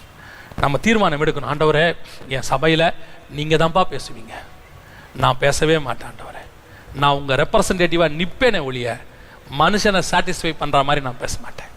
இன்னொன்று சொல்கிறேன், இந்த பலிபீடத்தில் யாரையாவது நீங்கள் ஏற்றுறீங்கன்னா கர்த்தர் உத்தரவு கொடுத்தா மட்டும் ஏற்றுங்க. கர்த்தர் உத்தரவு கொடுக்கலையா நீங்களே பேசுங்க. ஒருவேளை வார்த்தை இல்லையா, தைரியமா இன்னைக்கு வார்த்தை இல்லை, நம்ம ஜெபம் பண்ணுவோம், தேவனை ஆராதிப்போம், துதிப்போம், ஒரு வாரம் முழுக்க கர்த்தரை துதிப்போம்னு தேவ சமூகத்தில் போய் கதறுங்க, ஆண்டவரே எனக்கு வார்த்தை கொடுங்க, கொடுப்பாரு. தம்முடைய நம் நிமித்தமாவோ இல்லையோ வந்திருக்கிற ஜனங்கள் நிமித்தமாய் கர்த்தர் கண்டிப்பாக வார்த்தையை கொடுத்து தான் அனுப்புவார். ஆனால் இங்கிருந்து கர்த்தருக்கு பிரியமில்லாத, தேவ சித்தம் இல்லாத மாம்ச சித்தம் வந்துடக்கூடாது. இந்த 4 காரியங்கள் ரொம்ப முக்கியம். இதில் ரொம்ப ஆச்சரியம், 4வது இடத்துல மோசே செய்தது அந்த தப்பு. அவன் தன்னுடைய ஊழியத்தில் மாம்சத்தை கலந்ததனுடைய விளைவு கடைசி வரைக்கும் ஆரோன் பிரச்சனை. கடைசி வரைக்கும் 32ஆம் அதிகாரத்தில் கண்ணுக்குட்டியை செஞ்சிருவார். அதுக்கப்புறம் ஜனங்களை நிர்வாணமாக்கிடுவார். அதுக்கப்புறம் பாருங்க, அப்படியே கண்மலை அடிக்கிற விஷயம் வரைக்கும் வந்து 2 பேருமே போல பாருங்க, 2 பேருமே உள்ள போல. இவன் செஞ்ச தப்பும் அவன் செஞ்ச தப்பும் எல்லாம் சேர்ந்து மொத்தமாக 2 பேரையும் போடாம பண்ணிருச்சு. நான் அதை தான் சொல்றேன், நீங்க மாம்சத்தை கலந்துட்டீங்கன்னா கடைசியில் நீங்க கானானுக்கு போக விடாத நிலைமை வந்துடும். அதான் நடக்கும். கர்த்தர் கொடுக்குற வார்த்தை தைரியமா பேசுங்க. இன்னொன்னு சொல்றேன், நான் சொல்லிட்டு முடிக்கிறேன். சில நேரங்களில் நாம என்ன பண்ணுவோம்னா, சில சபைகளில் வந்து சொல்லிடுவாங்க 1.5 மணி நேரம் பேசுங்க அப்படிம்பாங்க. செய்தி 1 மணி நேரத்தில் முடிகிற மாதிரி இருக்கும். 1 மணி நேரத்தில் முடிச்சிடணும். 1 மணி நேரத்தில் அதை முடிச்சிடணும். ஏன் முடிக்கணும் தெரியுமா? 1 மணி நேரம் வரைக்கும் தான் ஆவியானவர் பேசியிருக்கிறாரு. அடுத்த 1/2 மணி நேரம் அவங்க பேச சொன்னதுனால மாம்சத்தில் பேசுவீங்க. நீங்கள் எப்போ ஆரம்பிச்சிங்களோ அப்போ ஆவியானவர் போயிடுவார். எப்போ முடிக்க சொல்கிறாரோ அப்போ முடிக்கணும், அவ்வளோதான், ஃபினிஷ். சில இடத்துலலாம் ஊழியத்துக்கு போகும்போது சொல்லுவாங்க, சீட்டு வரும். என்ன சீட்டு வரும் தெரியுமா? பேசிக்கிட்டே இருப்போம், இன்னும் சாப்பாடு ரெடியாகவில்லை, இன்னும் 1/2 மணி நேரம் பேசுவோம் அப்படின்னு உடனே நான் அந்த சீட்டை எடுத்தே சொல்லுவேன், சாப்பாட்டுக்கெல்லாம் பிரசங்கம் பண்ண முடியாதுன்ட்டு வச்சிருவேன். நிஜம் நான் சொல்றது. சாப்பாட்டுக்கு பிரசங்கம் பண்ண முடியாது. உங்களுக்கு வர வேண்டிய சாப்பாடு வண்டியில் வந்துகிட்டு இருக்கோம், அது வரைக்கும் இங்கே பிரசங்கம் பண்ண முடியாது, இழுக்க முடியாது. ஆவியானவர் சொன்னதை மட்டும்தான் பேச முடியும். அதே இன்னொன்று இருக்கு, சில நேரத்தில் ஆவியானவர் 5 நிமிஷம் எக்ஸ்ட்ரா பேச சொல்றாரா, 5 நிமிஷம் எனக்கு வேணும்னு கேட்டுட்டு அந்த 5 நிமிஷத்தை பேசிடுங்க. சில நேரத்தில் அதையும் பேச விடாம. பலிபீடம் கர்த்தர் கொடுக்கிற இடம், ஆவியானவருக்கு மட்டுமே இடம், அதுக்கு மட்டும்தான் இம்பார்ட்டன்ஸ். இங்க மாம்சம் கலக்கவே கூடாது, மாம்ச சிந்தனை வரக்கூடாது. இந்த 4 காரியங்களை மோசே செய்தார். 4வதுல மட்டும் தவறினார். இந்த 4வதுல நம்ம தவறாதபடிக்கு இருப்போமானால் கடைசி வரைக்கும் இந்த சபை கர்த்தரால் நடத்தப்படுகிற சபை. உன்னோடு கூட உன் தேவனாகிய கர்த்தர் இருப்பார். உன்னோடு கூட அவருடைய நாமத்தை அனுப்பி இருக்கிறார். அவருடைய வல்லமை, அற்புத அடையாளங்கள் இந்த சபையில நடக்கும். கடைசி வரைக்கும் கர்த்தருடைய வார்த்தை மாம்சம் கலக்காமல் இந்த சபையில் இருக்குமானால் இதுதான் கர்த்தர் விரும்புகிற மணவாட்டி திருச்சபை. கரை திரையற்ற கற்புள்ள கன்னிகையாக வரப்போகிற ஒரே புருஷனுக்கு ஒப்பு கொடுக்கிற சபையாக மாறும். நம்ம ஜெபம் பண்ண போறோம். சர்வ வல்லமையுள்ள எங்கள் ஆண்டவரே, தர்மியான நாட்களுக்காக உமக்கு ஸ்தோத்திரம். தேவனாகிய கர்த்தர் இம்மட்டும் இவர்களை நடத்தி கொண்டு வந்திருக்கிறீங்கப்பா. 12 ஆண்டு காலம், இந்த லாங் இயர்ஸ், இதுவரைக்கும் ஆண்டவரே ஒவ்வொரு நாளும் தகப்பன் தன் பிள்ளையை சுமந்து கொண்டு வந்தது போல வந்திருக்கிறீங்க ஆண்டவரே. உடைய ஊழியக்காரருக்காக, அவருடைய குடும்பத்திற்காக, இந்த ஊழியத்திற்காக உமக்கு ஸ்தோத்திரம். ஒவ்வொரு செங்கலா கட்டிட்டு வந்திருக்கிறாங்கப்பா. ஒவ்வொரு இன்ச்சு பை இன்ச்சா உருவாகி இருக்கிறாங்க ஆண்டவரே. ஏதோ ஒரே நாளில் இவங்க அப்படி உருவாகல, அவங்கள தாயின் கருவிலிருந்து உருவாக்கி என்னை கொண்டு வந்து ஒரு ஸ்தலத்தில் உட்கார வச்சிருக்கிறீங்க. வருகிற நாட்களில் இவர்களுக்கு நீர் நியமித்தவைகளை இவர்கள் சுதந்திரித்துக் கொள்ளட்டும். இவர்களுக்கென்று நீர் வைத்திருக்கிற ஆசீர்வாதத்தை இவர்கள் சுதந்திரித்துக் கொள்ளட்டும். இந்த திருச்சபை ஒரு மலை மேல் இருக்கிற பட்டணமாக அநேக ஜனங்கள் ஓடி வந்து ஆண்டவன்மாரை ரட்சிக்கப்பட என்ன செய்ய வேண்டும் என்று கேட்கப்படுகிற திருச்சபையாக, அநேக வியாதியஸ்தர்கள் குணமாக்குற திருச்சபையாக, அநேக அகப்பட்டவர்கள், பிசாசினால் அகப்பட்டவர்கள் விடுதலையாகிற ஒரு டெலிவரன்ஸ் சென்டராக மாறட்டும் ஆண்டவரே. ஒரு பெரிய ஹாஸ்பிட்டல் இருந்தா அங்க இருக்கிற ஜனங்கள்லாம் ஓடி வராங்கப்பா. அதே மாதிரி எங்க சபை ஒரு பெரிய ஹீலிங் சென்டரா மாறட்டும் ஆண்டவரே. இந்த சுத்து வட்டாரத்தில் இருக்கிற எல்லா ஜனங்களும் ஓடி வந்து சுகமாக்குறதுக்கு இங்க வரட்டும். அகப்பட்டவங்க எல்லாம் விடுதலையாகிறதுக்கு இங்க வரட்டும். கர்த்தர் நீர் அப்படி ஆசீர்வதிக்க வேண்டுமாய் நாங்கள் ஜெபிக்கிறோம். அதை காட்டிலும் விசேஷமாய் அற்புத அடையாளங்கள் நடக்கிறது. 2வதுப்பா, உம்முடைய வசனம் உம்முடைய ஊழியக்காரருடைய வாயை விட்டு பிரியாதிருப்பதாக, தியானிக்கும் போதெல்லாம் மறைபொருள்கள் வெளிப்படுவதாக, இங்கே வந்திருக்கிற வரப்போகிற ஒவ்வொரு ஜனங்களுடைய ஆத்தும தாகத்தை தீர்க்கிற பசும் புல்லினும் மேலான வசனம் வருவதாக ஆண்டவரே. மாம்சம் கலவாத பிரசங்கம் வரட்டும். அநேக ஜனங்கள் நம்பி இந்த சபைக்கு வரணும். அங்க போனா கர்த்தருடைய வார்த்தை கிடைக்கும்னு வரணும். அப்படி இந்த சபையை மாத்தி நீ அமைக்க போற தயவுக்காய் ஸ்தோத்திரம். இன்னும் நீர் பேச போற தயவுக்காய் நன்றி. எங்கள் ஆண்டவர் இயேசுவின் நாமத்தில் ஒப்பு கொடுத்து ஜெபிக்கிறோம் எங்கள் ஜீவனுள்ள நல்ல பிதா. ஆண்டவராக இயேசு கிறிஸ்துவின் நாமத்தினாலே ஒரு விசேஷித்த காரியத்தோடு உண்மையை சந்திக்கிறேன். என்ன தெரியுமா, ஆண்டவர் நம்ம HLMக்கு HLM ஆப் என்ற ஒரு புதிய காரியத்தை கொடுத்திருக்கிறார். இந்த ஆப் வழியாக நம்முடைய அத்தனை செய்திகளையும், கடைசி கால செய்திகள், Sunday special, today special, final கால், எல்லாவற்றையும் நாம் பார்க்க முடியும் ஒரு ஆப்புக்குள்ள. இந்த ஆப்பை நீங்க டவுன்லோட் பண்ணும்போது நம்முடைய மீட்டிங் அனௌன்ஸ்மெண்ட்ஸ், நம்முடைய ஏனி மேகசின், 24 hour FM, இன்னும் நிறைய காரியங்கள் இந்த ஒரு ஆப்புக்குள்ள. இந்த ஆப்பை டவுன்லோட் பண்றவங்களுக்கு மட்டும் விசேஷமா கிளாஸஸ் அப்படின்னா என்னன்னு கேக்குறீங்களா, HLM பைபிள் காலேஜ், அதுல நிறைய சப்ஜெக்ட்ஸ், நிறைய இன்ஃபர்மேஷன்ஸ், வேத பாடங்கள், இன்னும் நிறைய இந்த ஆப்பை டவுன்லோட் பண்ணும்போது. இப்போ என்ன பண்ணணும், நாங்க எப்படி பெற்றுக்கொள்ளணும்? Very simple. ஸ்கிரீன்ல தெரியுற QR கோடை ஸ்கேன் பண்ணுங்க, இல்லனா டிஸ்கிரிப்ஷன்ல இருக்கிற லிங்கை கிளிக் பண்ணுங்க, டவுன்லோட் பண்ணுங்க, ரிஜிஸ்டர் பண்ணுங்க. த்ரூ தி ஆப் நம்ம மீட் பண்ண போறோம். God bless you.